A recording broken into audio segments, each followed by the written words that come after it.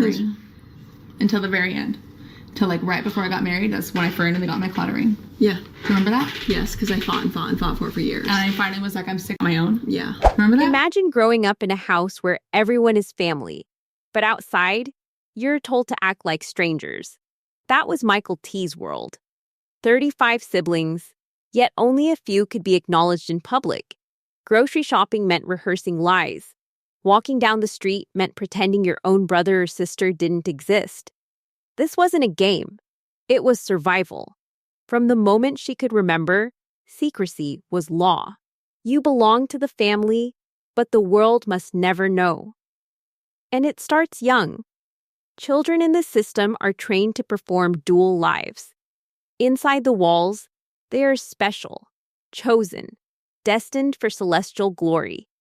Outside, they are invisible. Their existence becomes a careful balancing act between pride and shame. Mykelti learned the rules before she even understood the consequences. Every interaction, every handshake, every whispered correction from a parent reinforced the hierarchy.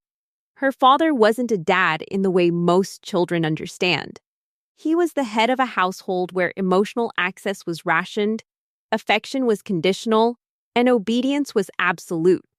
The psychological cost is staggering. Imagine internalizing from childhood that your family is the highest ideal in the universe, yet you cannot openly claim them. Every smile you give in public is measured. Every touch is rehearsed. Every word carries a hidden weight. It's a constant mental calculation. Who can I acknowledge? Who must I erase? Who is safe to speak about? And who could get me in trouble? Mykelti's early years were a masterclass in survival under invisible rules, a training ground for secrecy, submission, and careful observation. The stakes weren't just about childhood discomfort. They were about maintaining a strict social hierarchy, protecting the family's spiritual goals, and sustaining Kody's control over an intricate household. Wives competed quietly, children obeyed without question, and outsiders were kept at the edge. Authority was absolute, and independence was a liability. Every minor slip could ripple outward, breaking the illusion of unity. But there were cracks, even then. Even as Mykelti learned to navigate invisibility and obedience, small moments of rebellion, of questioning, began to surface. A glance too long, a question too bold, a refusal to conform perfectly. The structure that seemed invincible was showing signs of strain. The control Kody exerted over the family was not as unshakable as it appeared, and those early seeds of doubt would grow. And just when you think the household's rules are unbreakable, the tension lingers like a storm about to strike. Something is about to test the balance of secrecy and loyalty. And Mykelti's carefully trained world may never feel safe again. Last time, we saw Mykelti growing up under impossible rules, hiding her siblings from the world, and learning to survive in a house built on secrecy and hierarchy. She was special in private, invisible in public, and every interaction outside those walls was a careful performance. But childhood doesn't last forever, and the next chapter pushed her into a world that didn't care about the rules she had been taught. Adolescence brought movement, change, and new pressures. From the quiet rural stretches of Wyoming to the structured neighborhoods of Lehi, Utah, and finally the unfamiliar pace of Las Vegas, Mykelti's life was a constant shuffle between familiarity and exposure. Each move forced her to adapt, to recalibrate which parts of herself could be shown and which must stay hidden. In Lehi, she blended in with the suburban camouflage of ob families. In Las Vegas, the stakes changed. Suddenly, the outside world was closer, more present, and the old rules of secrecy didn't always fit. At the same time, her personal desires began to conflict with the rigid structure she had grown up in. Normal teenage questions, friendship, attraction, independence, were measured against doctrines she had internalized for years. Obedience to family and church came with a cost. The more she explored, the more she saw that the life mapped out for her wasn't necessarily the one she wanted. Enter Tony. Raised in mainstream Mormonism, he moved through life believing in freedom, morality, and choice. For him, faith had boundaries, but they didn't dictate every interaction or limit emotional expression. When Mykelti met Tony, it wasn't just a meeting of two people. It was a collision of worlds. His normalcy highlighted the invisible chains she had been conditioned to accept. It wasn't just curiosity. It was a mirror showing what her life could be if she stepped beyond obedience and secrecy. And that mirror forced a choice she had never faced before. Following the rules meant denying feelings that had just begun to bloom. Listening to her heart meant challenging everything she had been taught. For the first time, Mykelti faced a real conflict between upbringing and love, and the stakes were higher than ever. Would she follow the path carved for her since birth, or step into something completely unknown? Growing up, Mykelti learned early that obedience was everything. But in Kody's world, it wasn't just the children who carried the weight. The women lived it every day. Christine, Robin, Janelle, Mary, each navigating the same household but under vastly different circumstances. Each marriage built around hierarchy, compliance, and the invisible lines drawn by patriarchal rules. A wife's worth was measured not by her voice, her opinion, or even her love, but by her ability to fit into the system without complaint. Submission wasn't a suggestion. It was expected. Every interaction was calculated, every smile measured. The family dynamic operated like a corporate machine, with Kody at the top, orchestrating schedules, emotional availability, and attention as if managing departments. Christine managed her domain with precision, balancing responsibilities while hiding frustrations. Robin held her place carefully, maintaining peace where she could, but never fully seen as equal. Janelle, with years of experience, learned the art of compromise and quiet endurance. Mary, ever the outsider among insiders, carried a quiet fire, moments of defiance hidden behind a calm exterior. But beneath the surface, rivalry simmered. Jealousy wasn't loud. It was subtle, an offhanded comment, a withheld smile, a lingering gaze.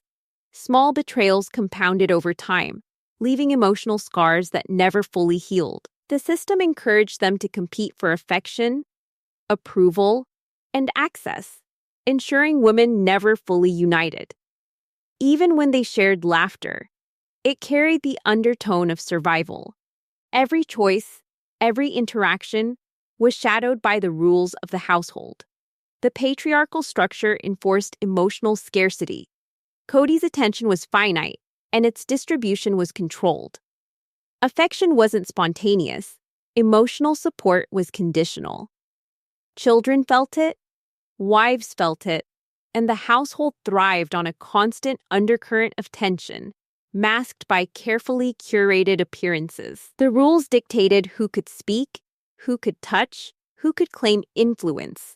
The women weren't just wives.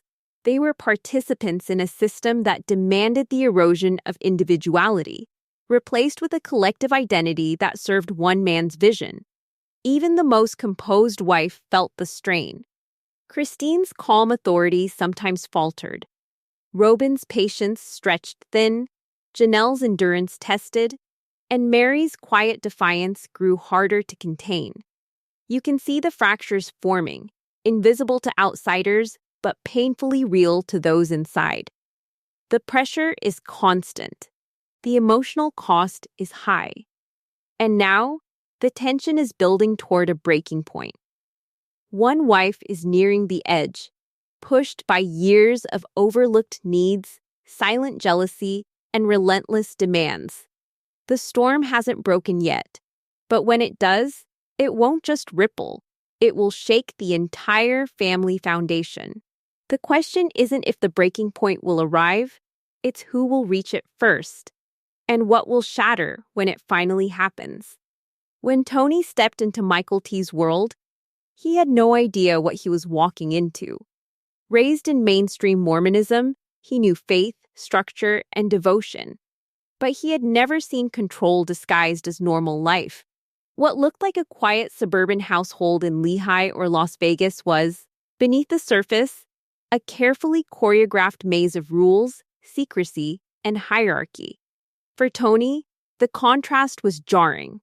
Freedom and choice were his normal, yet in Mykelti's home, even ordinary gestures carried weight, and every smile, every interaction, was measured against invisible expectations. At first, it was subtle. The smiles between wives, the quiet scheduling of Kody's attention, the handshakes instead of hugs with children.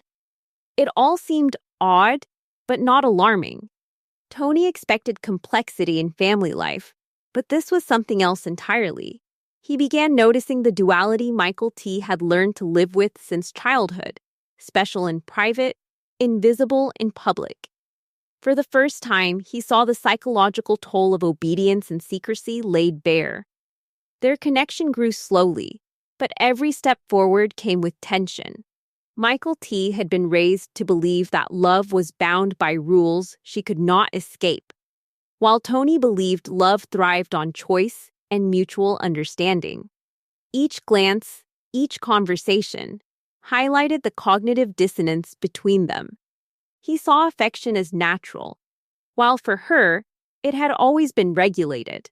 He began to realize that entering this world meant navigating a minefield of obligations and doctrines, some of which demanded emotional sacrifices he wasn't ready to make. Then came the first real tests. Small questions about family, loyalty, and faith quickly escalated into larger ones. Mykelti struggled with the reality of her upbringing, the secrecy she had been trained to uphold, the obedience drilled into her since age 12, the sacrifices demanded by plural marriage. Tony's presence was a mirror showing what her life could be outside the system. But that freedom carried a cost. Leaving the framework of her childhood wasn't just about choice. It risked family condemnation, church scrutiny, and the weight of abandoning everything she had ever been taught to honor. Every conversation, every decision felt like a tightrope walk.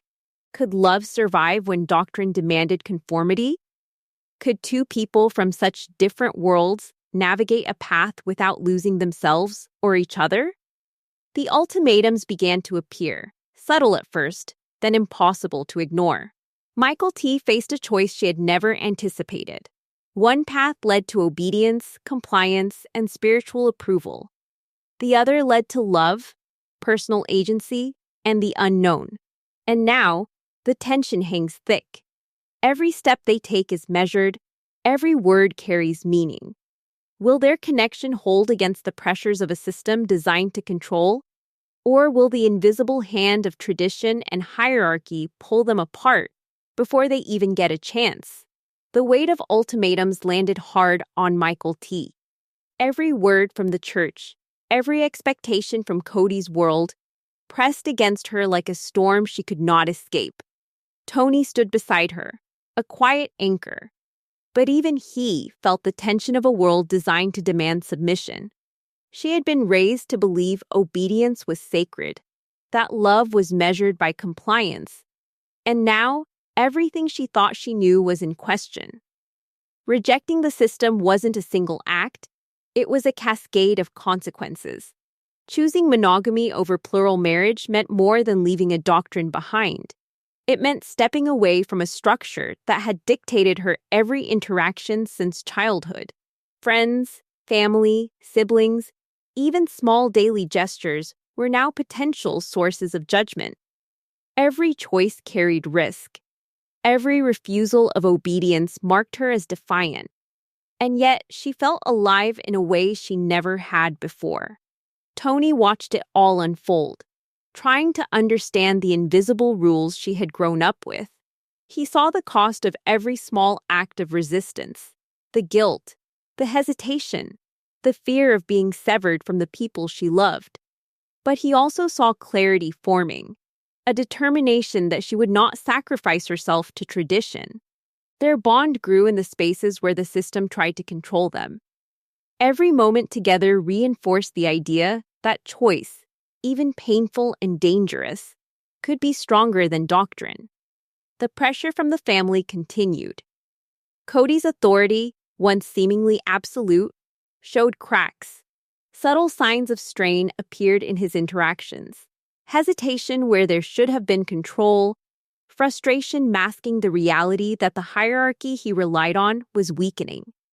The women, the children, the very structure of plural life showed hints of rebellion, small but growing, and the public facade was beginning to falter. And now, the tension reaches a peak. Every glance, every whispered conversation, every decision carries weight. Who will stay? Who will leave? Which relationships will survive the unraveling of the system? And which will fracture under the pressure of secrecy, obedience, and love? The answers are unknown. And when they reveal themselves, nothing will remain the same. On camera, everything looks orderly. Smiles, staged hugs, and carefully timed conversations give the impression that life continues without major cracks. But behind the lens, the fractures run deep. Fans think they are seeing drama scripted for ratings. But the real tension comes from years of secrecy, obedience, and emotional austerity. Every apology tour, every carefully worded statement, is a thin veil over frustration, resentment, and isolation that no camera can truly capture. Property disputes and Kody Pass negotiations dominate headlines, but they only scratch the surface. The real battles are invisible, silent, psychological, and ongoing. Children, who should feel safe and nurtured, navigate a world where affection is conditional and emotional scarcity is normalized. Handshakes replace hugs. Conversations with their father often require appointments. Rivalries among siblings and the wives are amplified, not by malice alone, but by a system that thrives on hierarchy and controlled attention. Fans speculate endlessly online. They see strategic apologies, staged smiles, and short bursts of family interaction. Some praise reconciliation. Others question who is truly committed. Few realize that the emotional weight carried by the children and wives is far heavier than any on-screen conflict. The real story is written in quiet corners, in moments when cameras aren't rolling, in sighs exchanged in kitchens, in the subtle ways anger and hurt bubble under polite conversations. The disparity between reality and portrayal is staggering. While TLC packages conflicts as episodic drama, the Brown family lives in a constant state of negotiation and survival. Each smile hides calculation. Each polite nod masks old grievances. Fans debate loyalty and betrayal, but the system that produced these dynamics is still quietly in charge. And now, the tension is escalating. The internal dynamics of the family are shifting faster than viewers can track. Alliances change, old habits crumble, and the delicate balance of authority and submission teeters on the edge. Everyone outside the walls watches, intrigued, entertained, helpless to intervene.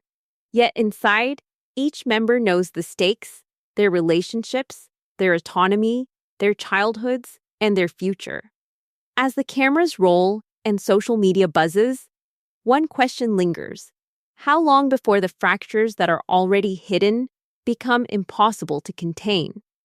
Mykelti finally steps into a world where she doesn't have to measure every word, every gesture, every claim of family ties. For the first time, she breathes without rehearsing obedience. Tony is there, steady and real, and together they navigate the terrain of a life not dictated by hierarchy or secret rules. The relief is palpable, but so is the weight of everything left behind. Decades of conditioning do not vanish overnight. Trust has to be rebuilt, emotions untangled, and scars acknowledged. The system that raised her leaves traces everywhere. Childhood lessons of invisibility and hierarchy echo in every interaction. Relationships are filtered through caution. Simple acts of affection once forbidden feel foreign. Even freedom carries its own tension, because the emotional damage is real. Mykelti and Tony are learning how to love without negotiation, how to connect without fear, and how to reclaim what the system tried to erase: their autonomy, their voice, their choices. Contrast becomes sharper the more they live outside it. The doctrines that once claimed to offer divine certainty now feel like chains. The hierarchy that demanded female submission, emotional austerity, and ritualized control is replaced with shared decision-making, equality, and openness. Every smile, every conversation, every quiet evening together is a rebellion against the invisible rules that dominated her childhood. The liberation is exhilarating, but it also exposes what was lost, what cannot be undone, and what will take years to repair. Long-term consequences linger. Trust is fragile. Relationships with siblings, friends, and former wives carry the weight of history. Some bridges remain broken. Some wounds are invisible yet undeniable. The choices to leave, to love differently, to reject the system entirely are powerful, but they come with costs. Mykelti and Tony know they cannot return, and the uncertainty of the future presses on them like a shadow. And yet, they move forward, determined to redefine family, love, and connection on their own terms. But one thing is certain: the path ahead is not simple. Conflicts, surprises, and confrontations are still waiting. And the next episode promises decisions that will shock, challenge, and forever change the dynamics of this fractured world. The walls of Coyote Pass hold more than memories. They hold the echoes of betrayals, quiet resentments, and moments of hope that never fully landed. After years of hierarchy, secrecy, and emotional negotiation, the Brown family stands at a crossroads. Some wounds are visible, raw and jagged. Others are invisible, etched deep into the hearts of children and wives alike. The tension between loyalty and self-preservation has shaped every decision, every smile, and every interaction. Kody's authority, once unquestioned, now trembles under its own weight. Apology tours attempt to smooth over mistakes, yet the fractures remain. The hierarchy he relied upon to maintain order no longer functions. Christine, Robin, Janelle, and Mary all navigate this collapse differently. Christine's independence shines, her voice refusing to be silenced by past conditioning. Robin's attempts to preserve family cohesion are met with resistance and quiet rebellion. Janelle balances resilience and fatigue, carrying both hope and disappointment in equal measure. Mary endures in silence, but the undercurrent of tension around her never fades. Each wife's choices ripple across the family, leaving consequences that cannot be ignored or reversed. Meanwhile, the children confront their own realities. Emotional austerity, secrecy, and conditional love have shaped their understanding of connection and trust. Some keep distance, some engage cautiously, and some silently bear the burden of what it means to grow up in a system that demanded invisibility in public and compliance in private. Handshakes replace hugs. Politeness masks frustration. Apologies are strategic.